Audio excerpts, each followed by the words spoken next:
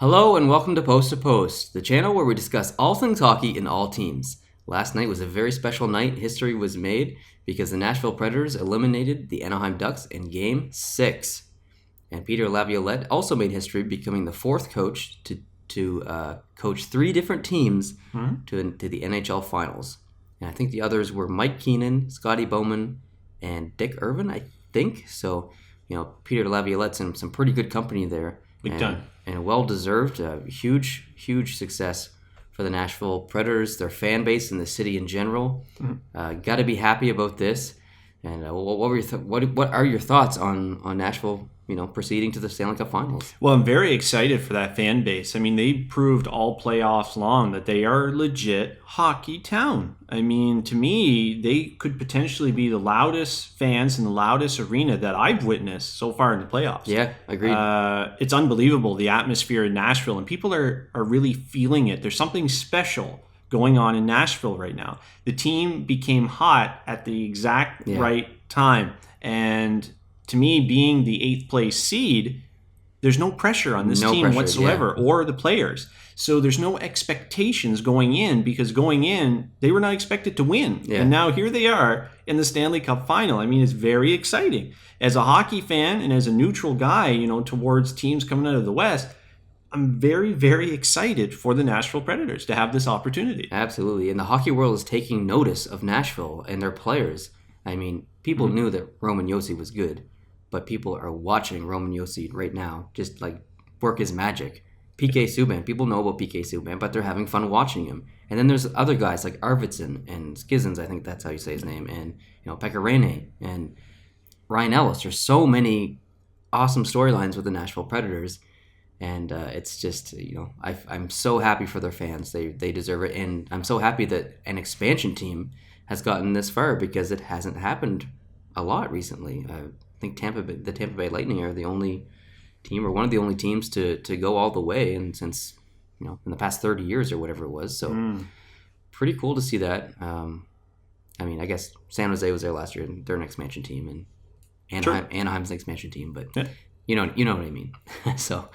it's just, I think it's a wonderful thing, and I'm glad that they didn't touch the trophy last night, because I'm a very superstitious person, and if they had have touched it, I would have been very disappointed. But I can name a team who touched it twice and then went on to win the cup. Don't say Pittsburgh. Because in 2008, when they went to the cup final, they didn't touch it. Then when they went back in 2009, they took that thing to their locker room and partied like hell. And then they did the same thing last year. So, and San Jose last year, they didn't touch it. And look what happened to them. So I don't believe that whatsoever. No? Embrace the moment, because it may never happen again. Just getting to the cup final is that difficult that it may never happen again. Just to have the opportunity to play for the Stanley Cup. So I say embrace the moment. Touch the damn thing. It's so silly. Like, you have these hockey players, they're the toughest athletes in the world, and they won't touch a cup. I couldn't do it. I'm just way too superstitious. I don't know. No way I could do it. It's kind of ridiculous to me. I'd grab that thing, man, and I'd spoon it, and I'd hug it, I'd kiss it. I'd be so proud of the accomplishment that I've made with my teammates that I would fully embrace the moment. Yeah, I don't know. I wouldn't be superstitious about something like that. Oh. So I wanted to ask you about the play. Did you watch the game? Yeah, I did watch the game. Did you see when Nashville was on the penalty kill and they shot the puck over the glass? And it looked to me like that was going to be another penalty. And they didn't call it a penalty, and I didn't understand why, because I thought it went straight over the glass.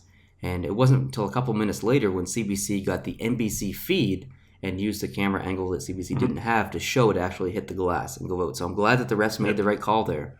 But did you think it was going to be a penalty and it was going to? Yeah, I really did. And it made me realize, wow, okay, maybe their eyesight is better than we give them credit for sometimes. Because sometimes they make some really awful calls. They do. But they got it right. And we can't always say that happens. But it's amazing how even with all the cameras in the building and so much going on, that it was that difficult to really get the proper angle to see that correctly. So that was kind of mind-blowing. But while we're talking about the game, one of the big highlights for me is, did Nashville fully deserve that win last night? I think that at one point the shots were 25-8. I don't know what the game ended with, but 41-18. Was it 41-18? In favor of Anaheim. So Anaheim had 41 shots, Nashville only had 18. And scored 6 goals, 2 of them in empty nets. But So to me, the difference maker here was goaltending. Goaltending totally killed the Anaheim Ducks yeah, in that game last night. I wasn't a fan of a lot of the goals that went in, that's for sure. I wasn't a fan whatsoever.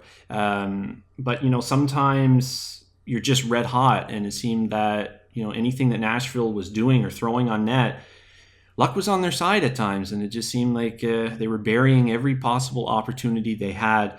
Pekka Rinne was the standout star in that game last night. I mean, come on. If it wasn't for him, I don't know if Nashville would have been able to hang on, because Nashville did jump out to an early lead, but Anaheim stormed back and took that lead away. classic Anaheim. Yeah, they showed a lot of championship caliber with coming back. I mean, I didn't like their rough stuff toward the end of the game. Like, that's just stupid. Yeah. Like, what are you going to do? Make a statement for the next one? Yeah. There is no next one. Like, that was just dumb. It was kind of classless by a lot of guys in their lineup. And, man, I was not impressed with that whatsoever.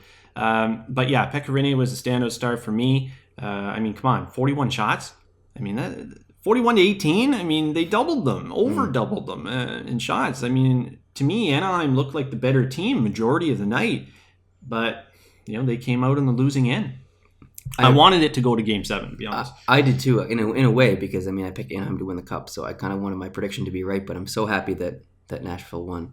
So I have 3 questions for you to round this off. Number 1, what do you think the turning point of the game was last night? That's a tough one, because Nashville stormed out to a quick 2-0 lead. Would I have predicted that? No, I wouldn't have. But turning point for me would just be Pekka Rinne. Yeah. They just couldn't have an answer for him. Not until later in the game. Yeah, they did beat him a few times, but man, it took a lot. And to me, he was the standout star of the entire series. If not for Pekka Rinne, Nashville would not be in the Cup final. He made some great saves last night, and all series long. The turning point for me was, Anaheim is probably the team that's shown the most perseverance so far this playoffs, but Big Nashville time. Showed it last night when they killed off that penalty when it was 3-3, and as soon as that penalty ended on the same shift, they scored a goal and made it 4-3, and that place erupted. And to me, that was the turning point, because that was it for Anaheim. Nashville controlled the game from there on out. So that's question number 1. Question number 2, now that Nashville's gone on, hypothetically, if they play Pittsburgh, who do you think's going to win? This one would be a real toss-up. It's a big if, right? Yeah. Because Pittsburgh's still in their series with Ottawa. So if Pittsburgh advances, that's a tough one, because Nashville's on such a high right now, and there's no pressure on them.